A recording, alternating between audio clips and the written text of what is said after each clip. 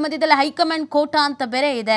ಉಸ್ತುವಾರಿಗಳೆಲ್ಲ ಬಂದಿದ್ರಲ್ಲ, ಅವ್ರಗಳ ಮೇಲೂ ಕೂಡ ಒತ್ತಡ ಇದೆ. ಹಾಗಾಗಿ ಎಲ್ಲವನ್ನ ಅಳೆದು ತೂಗಿ ಲೆಕ್ಕಾಚಾರ ಹಾಕಿ ಆಯ್ಕೆ ಮಾಡಲಾಗುತ್ತೆ. ರಾಹುಲ್ ಆಗಮಿಸುತ್ತಲೇ ದೆಹಲಿಗೆ ತೆರಳಲಿರುವಂತ ನಾಯಕರುಗಳು.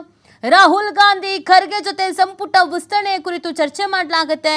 ಜಾತಿ, ಸಮುದಾಯ, ಜಿಲ್ಲೆ, ಹಿರಿಯರು, ಕಿರಿಯರು, ಸ್ಥಳೀಯ ಮಟ್ಟದಲ್ಲಿ ಹೊಂದಿರುವಂಥ ಜನಪ್ರಿಯತೆ ಆಧಾರದಲ್ಲಿ ಅವಕಾಶ.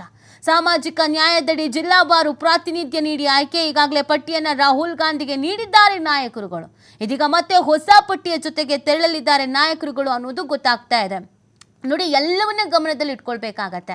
ಹಿರಿಯರಿದ್ದಾರಾ, ಅನುಭವಿಗಳಿದ್ದಾರಾ, ಅವರ ಜನಪ್ರಿಯತೆ ಯಾವ ಮಟ್ಟಿಗಿದೆ, ಎಷ್ಟು ಮಟ್ಟಿಗೆ ಜನಪ್ರಿಯತೆ ಇದೆ, ಕಾರ್ಯಕರ್ತರು ಅವ್ರನ್ನ ಯಾವ ರೀತಿಯಾಗಿ ಗೌರವಿಸ್ತಾರೆ, ಪ್ರೀತಿಸ್ತಾರೆ, ಅವ್ರ ವರ್ಚಸ್ಸು ಏನು, ಎಷ್ಟು ಬಾರಿ ಗೆದ್ದಿದ್ದಾರೆ, ಎಷ್ಟು ಬಾರಿ ಕಾಂಗ್ರೆಸ್ನಿಂದನೇ ಆಯ್ಕೆ ಆಗಿದ್ದಾರೆ, ಮೂಲ ಕಾಂಗ್ರೆಸ್ಸಿಗ, ವಲಸಿಗ ಕಾಂಗ್ರೆಸ್ಸಿಗ, ಯಾರು ನಮಗೆ ಅನಿವಾರ್ಯವಾಗಿ ನಮ್ಮ ಪಕ್ಷಕ್ಕೆ ಬಂದರು, ನಮ್ಮ ಪಕ್ಷಕ್ಕೆ ಯಾರು ಅನಿವಾರ್ಯ, ಎಲ್ಲವನ್ನು ಗಮನದಲ್ಲಿ ಇಟ್ಕೊಂಡು. ಯಾಕಂದರೆ ವಿಧಾನಸಭೆ ಚುನಾವಣೆ ಇದೆ, ಲೋಕಸಭೆ ಚುನಾವಣೆಗಿದೆ, ಯಾವುದನ್ನು ಅಲ್ಲಗಳಿಯಂಗಿಲ್ಲ, ಯಾವುದನ್ನು ಮರೆಯಂಗಿಲ್ಲ. ಎಲ್ಲ ಲೆಕ್ಕಾಚಾರ ಹಾಕೊಂಡು ಪ್ರಾಂತ್ಯವಾರು. ನೋಡಿ, ಕಳೆದ ಬಾರಿಗೆ ಉತ್ತರ ಕರ್ನಾಟಕ ಭಾಗದ ಕಡೆ ಆಯ್ಕೆನೇ ಮಾಡಲಿಲ್ಲ ಅಂತ ಅಸಮಾಧಾನ ಎಲ್ಲ ವ್ಯಕ್ತಪಡಿಸ್ತಾ ಇದ್ರು. ಸೊ ಹೀಗಿರಬೇಕಾದ್ರೆ ಎಲ್ಲವನ್ನೂ ಗಮನದಲ್ಲಿ ಇಟ್ಕೊಂಡು ಆಯ್ಕೆ ಮಾಡಬೇಕು ಅಂತ ಒಂದು ಪಟ್ಟಿ ಆಲ್ರೆಡಿ ಕಳಿಸಿದ್ರು. ಈಗ ಮತ್ತೆ ಹೊಸದಾಗಿ ಒಂದು ಪಟ್ಟಿ ತೆಗೆದುಕೊಂಡು ಹೋಗ್ತಾ ಇದ್ದಾರೆ. ಮಾಹಿತಿ ನೀಡ್ತಾರೆ ನಮ್ಮ ಪ್ರತಿನಿಧಿ ಶಿವು. ಈಗ ಸಂಪುಟದಲ್ಲಿ ಯಾರಿಗೆ ಅವಕಾಶ ಸಿಗತ್ತೆ ಅನ್ನೋದೊಂದು ಪ್ರಶ್ನೆ ಇದೆ. ಜುಲೈ 2ನೇ ವಾರದಲ್ಲಿ ಬಹುತೇಕ ಎಲ್ಲವೂ ಫೈನಲೈಸ್ ಆಗ್ಬಿಡುತ್ತಾ? ರಾಹುಲ್ ಗಾಂಧಿ ಅವರು ವಿದೇಶಿ ಪ್ರವಾಸಕ್ಕೆ ತೆರಳಿದ್ದಾರೆ. ಇದೇ ಜುಲೈ 3ರಂದು ದೆಹಲಿಗೆ ವಾಪಸ್ಸಾಗಲಿದ್ದಾರೆ ಅನ್ನುವಂತ ಮಾಹಿತಿಗಳಿದೆ.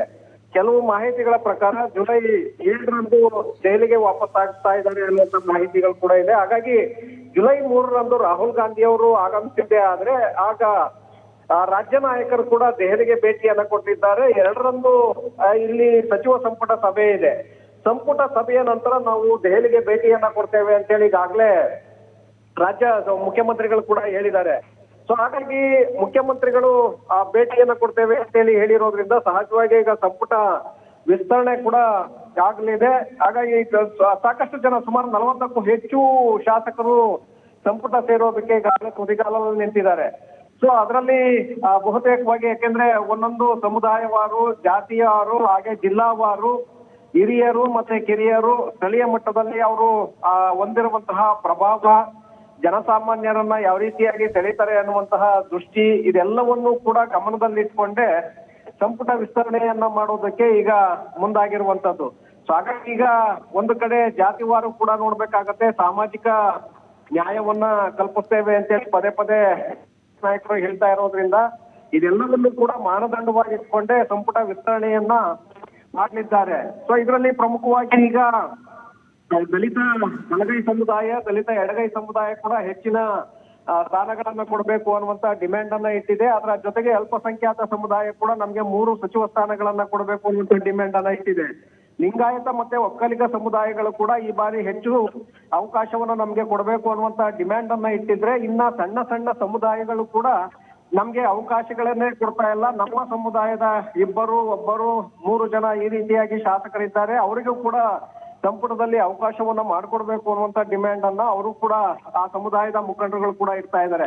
ಹಾಗಾಗಿ ಒಂದು ಜನ ರಾಜ್ಯ ನಾಯಕರಿಗೂ ಕೂಡ ಇದು ತಲೆಬಿಸಿ, ಯಾರಿಗೆ ಅವಕಾಶವನ್ನ ಮಾಡ್ಕೊಡ್ಬೇಕು, ಯಾರನ್ನ ಬಿಡಬೇಕು, ಮತ್ತೆ ಹಿಂದೆ ಸಿದ್ದರಾಮಯ್ಯನವರ ಸಂಪುಟದಲ್ಲಿದ್ದಂತಹ ಹಿರಿಯ ಸಚಿವರಿಗೆ ಮತ್ತೆ ಎಷ್ಟು ಜನರಿಗೆ ಅವಕಾಶವನ್ನ ಮಾಡ್ಕೊಡ್ಬೇಕು, ಇದು ಈಗ ಎದುರಾಗಿರುವಂತಹ ಗೊಂದಲ. ಯಾಕೆಂದ್ರೆ ಒಬ್ಬರನ್ನ ಬಿಟ್ರೆ ಮತ್ತೊಬ್ಬರಿಗೆ ಅಸಮಾಧಾನ ಆಗತ್ತೆ, ಒಂದು ಸಮುದಾಯವನ್ನ ಬಿಟ್ರೆ ಮತ್ತೊಂದು ಸಮುದಾಯಕ್ಕೆ ಅಸಮಾಧಾನ ಆಗತ್ತೆ, ಒಂದು ಸಮುದಾಯಕ್ಕೆ ಹೆಚ್ಚು ಸೀಟುಗಳನ್ನ ಕೊಟ್ರೆ ಇನ್ನೊಂದು ಸಮುದಾಯ ಕೋಪಕ್ಕೆ ಗುರಿಯಾಗಬೇಕಾಗತ್ತೆ.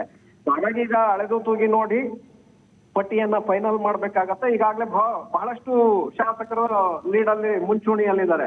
ಅದರಲ್ಲಿ ದಲಿತ ಬಲಗೈ ಸಮುದಾಯದಿಂದ ಎಚ್ ಸಿ ಮಹದೇವಪ್ಪ, ಬಂಗಾರಪೇಟೆ, ಹಾಗೆ ಮಳವಳ್ಳಿ ನರೇಂದ್ರ ಸ್ವಾಮಿ ಅವರು ಮುಂಚೂಣಿಯಲ್ಲಿದ್ದಾರೆ. ಅಂದ್ರೆ ಈ 3 ಜನರಲ್ಲಿ ಇಬ್ಬರಿಗೆ ಅವಕಾಶ ಸಿಗಬಹುದು ಅನ್ನುವಂತ ಮಾತುಗಳು ಕೂಡ ಈಗಾಗಲೇ ಕೇಳಿ ಬರ್ತಾ ಇದೆ. ಒಕ್ಕಲಿಗ ಸಮುದಾಯದಿಂದ ಶರತ್ ಬಚ್ಚೇಗೌಡ, ಬಾಗೇಪಲ್ಲಿ ಸುಬ್ಬಾರೆಡ್ಡಿ ಅವರು ಕೂಡ ಆಕಾಂಕ್ಷಿಗಳಾಗಿದ್ದಾರೆ. ಇವರಲ್ಲಿ ಒಬ್ಬರಿಗೆ ಅವಕಾಶ ಸಿಗಬಹುದು ಅಥವಾ ಇಬ್ಬರಿಗೂ ಕೂಡ ಅವಕಾಶ ಸಾಧ್ಯತೆಗಳಿದೆ.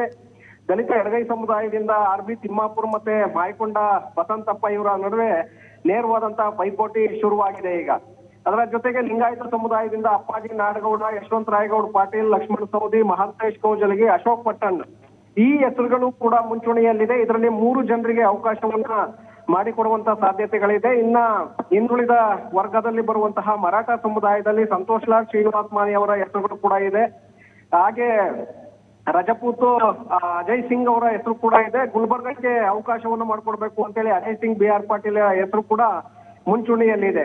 ಇನ್ನು ಅಲ್ಪಸಂಖ್ಯಾತ ಸಮುದಾಯದಿಂದ ಸಲೀಂ ಮೊಹಮ್ಮದ್, ಜಮೀರ್ ಯಾರಿಸ್, ತನ್ವೀರ್ ಶೇಟ್ ಅವರ ಹೆಸರುಗಳಿದೆ. ಇದರಲ್ಲಿ ಇಬ್ಬರಿಗೆ ಅವಕಾಶ ಮಾಡಿಕೊಡುವಂತ ಸಾಧ್ಯತೆಗಳಿದೆ. ಇನ್ನ ಉಪ್ಪಾರ್ ಸಮುದಾಯದಿಂದ ಪುಟ್ಟರಂಗ್ ಶೆಟ್ಟಿ ಅವರಿಗೂ ಕೂಡ ಈ ಬಾರಿ ಅವಕಾಶ ಸಿಗಬಹುದು. ಮತ್ತೆ ಚಾಮರಾಜ ಜಿಲ್ಲೆಯನ್ನ ತೆಗೆದುಕೊಂಡ್ರೆ ಪುಟ್ಟರಂಗ್ ಶೆಟ್ಟಿ ಅಥವಾ AR ಕೃಷ್ಣಮೂರ್ತಿ ದಲಿತ ಸಮುದಾಯದವರು, ಅವರಿಗೆ ಇಲ್ಲಿ ಇಬ್ಬರಲ್ಲಿ ಒಬ್ಬರಿಗೆ ಅವಕಾಶವನ್ನು ಮಾಡಿಕೊಡುವಂತ ಸಾಧ್ಯತೆಗಳಿದೆ. ಹಾಗೆ ಶಿವಲಿಂಗೇಗೌಡ, ಚೆಲುವರಾಯಸ್ವಾಮಿ ಮತ್ತೆ ಮಾಗಡಿ ಬಾಲಕೃಷ್ಣ ಅವರ ಹೆಸರುಗಳು ಕೂಡ ಮುಂಚೂಣಿಯಲ್ಲಿದೆ. ಇದರ ಜೊತೆಗೆ ಮಹಿಳಾ ಕೋಟದಿಂದ ಹೆಬ್ಬಾಳ್ಕರ್, ನಯನ ಮೋಟಮ್ಮ ಮತ್ತೆ NRI ಫೋರಂನ ಅಧ್ಯಕ್ಷೆಯಾಗಿರುವಂತಹ ಆರತಿ ಕೃಷ್ಣ ಅವರ ಹೆಸರುಗಳು ಕೂಡ ಇದೆ. ಮತ್ತೆ ತುಮಕೂರನ್ನ ಗಮನದಲ್ಲಿ ಇಟ್ಕೊಂಡು ತಿಪ್ಟೂರು ಷಡಕ್ಷರಿ ರಾಜಣ್ಣ ಅಥವಾ MLC ರಾಜೇಂದ್ರ ಅವರಿಗೆ ಟಿಕೆಟ್ ಅನ್ನ ಸಚಿವ ಸ್ಥಾನವನ್ನ ಕೊಡಬಹುದು ಅನ್ನುವಂತ ಚರ್ಚೆಗಳು ಕೂಡ ಶುರುವಾಗಿದೆ. ಚಿತ್ರದುರ್ಗದಲ್ಲಿ ಚಳ್ಳಕೆರೆ ರಘುಮೂರ್ತಿ ಅವರಿಗೆ ಈ ಬಾರಿ ಅವಕಾಶ ಸಿಗಬಹುದು. ಹಾಗೆ ಬಳ್ಳಾರಿಯಲ್ಲಿ B ನಾಗೇಂದ್ರ, ಕಂಪ್ಲಿ ಗಣೇಶ್, ನಾರಾ ಭರತ್ ರೆಡ್ಡಿ ಅವರ ಹೆಸರು ಮುಂಚೂಣಿಯಲ್ಲಿದೆ. ಅಲ್ಲಿ ಅವಕಾಶ ಸಿಗಬಹುದು. ಕುರುಬ ಸಮುದಾಯ ಮತ್ತೆ ವಿಪ್ಲವನ್ನ ಗಮನದಲ್ಲಿ ಇಟ್ಕೊಂಡು ರಾಘವೇಂದ್ರ ಹಿಟ್ನಾಳ್ ಹಾಗೆ ರಾಯರೆಡ್ಡಿ ಅವರ ಹೆಸರುಗಳು ಕೂಡ ಇದೆ. ಇನ್ನ ಹಾವೇರಿಯಲ್ಲಿ ಬಸವರಾಜ್ ಶಿವಣ್ಣ ಅವರ ಹೆಸರು ಮುಂಚೂಣಿಯಲ್ಲಿದೆ. ದಾವಣಗೆರೆಯಲ್ಲಿ SS ಮಲ್ಲಿಕಾರ್ಜುನ್ ಅವರ ಹೆಸರು ಮುಂಚೂಣಿಯಲ್ಲಿದ್ರೆ ಭದ್ರಾವತಿಯ ಸಂಗಮೇಶ್ ಅವರ ಹೆಸರು ಕೂಡ ಶಿವಮೊಗ್ಗದಿಂದ ಕೇಳಿ ಬರ್ತಾ ಇದೆ. ಹಾಗೆ ಬಿಲ್ಲವ ಮತ್ತೆ ಈಡಿಗ ಸಮುದಾಯದಿಂದ ಮಧು ಬಂಗಾರಪ್ಪ, ಗವಿಯಪ್ಪ ಹಾಗೆ ಬೇಳೂರು ಕೃಷ್ಣ ಅವರ ಹೆಸರುಗಳು ಕೂಡ ಈಗ ಮುಂಚೂಣಿಯಲ್ಲಿದ್ದು ಇವರಲ್ಲಿ ಒಬ್ಬರಿಗೆ ಅವಕಾಶ ಸಿಗಬಹುದು ಅನ್ನುವಂತ ಚರ್ಚೆಗಳು ಈಗ ಶುರುವಾಗಿದೆ. ನೀತಿ. ಓಕೆ, ಥ್ಯಾಂಕ್ ಯು ಶಿವು ತಮ್ಮ ಡೀಟೇಲ್ಸ್ಗೆ.